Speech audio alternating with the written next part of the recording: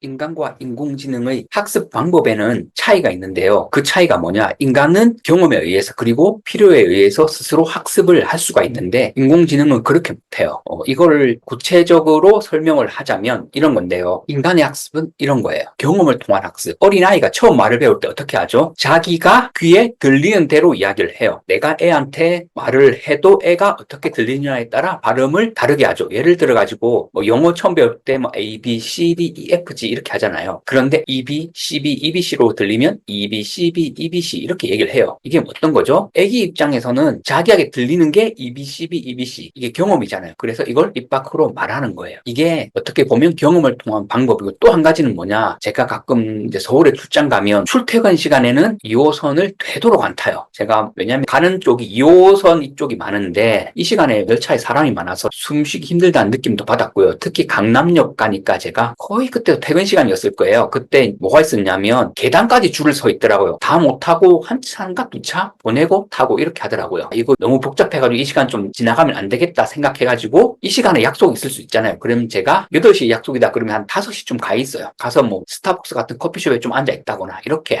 하고요. 또 한 가지는 그 시간에 2호선을 되도록 안 타거나 우회를 하는 거죠. 만약에 2호선으로 열정거장 가면 다른 호선 탔다가 환승해가지고 한 두정거장 간다든지 이렇게 제가 해요. 이건 경험이잖아요. 제가 그때 그 경험 때문에 제가 이렇게 한다. 이 학습이 돼 있는 거죠. 그리고 또 하나는 뭐냐? 저도 이제 출퇴근 가끔씩 운전을 해서 해요. 저 7월 말 8월 중순까지는 출퇴근 시간에 차량 정체가 심하진 않아요. 어느 정도 있긴 하지만 이게 왜 심하지가 않죠? 휴가를 많이 가잖아요. 그러면 저는 어떻게 입력이 돼 있죠? 생각을 하죠. 좀 여유롭게 출퇴근을 해도 된다. 이렇게 하는 게 경험을 통한 방법이라는 거예요. 즉 이 말은 인간의 학습은 경험을 통해 하는 요소가 많아요. 이게 인공지능과의 차이예요. 인공지능은 경험을 못하기 때문에 경험을 통한 학습을 할 수가 없어요. 맞잖아요. 인공지능이 뭐 20살의 경험 못 하잖아요. 인간은 20살의 경험을 할 수 있잖아요. 인간의 학습은 스스로 그리고 필요에 의해서 학습하는 거잖아요. 제가 이제 최근에 영어회화, 스페인어회화 이걸 공부하기 시작했거든요. 요거 제가 원해서 하는 거고 제 돈에서 하는 거잖아요. 이건 어떤 거죠? 스스로 결정에 의해서 학습하는 거잖아요. 내가 필요해서. 그런데 인공지능은 이렇게 못해요. 욜로라는 그 플랫폼이 있는데 거기 보면 욜로9에 사전 학습돼 있는 게 80개 돼 있어요. 뭐 사람, 자동차, 오토바이, 트럭 이런 건 돼 있는데 나머지는 안 돼 있어요. 이건 어떻게 해야 된다? 인간이 직접 학습을 시켜야 가능해요. 이 말은 스스로 학습하는 것은 불가능해요. 이게 인간과 인공지능을 구분하는 결정적인 차이예요. 경험에 의해서 학습을 하거나 스스로 필요에 의해서 학습을 할 수 있느냐. 인간은 가능한데 인공지능은 불가능하다. 이게 바로 인간의 학습과 인공지능의 학습을 가르는 가장 큰 차이인 것입니다.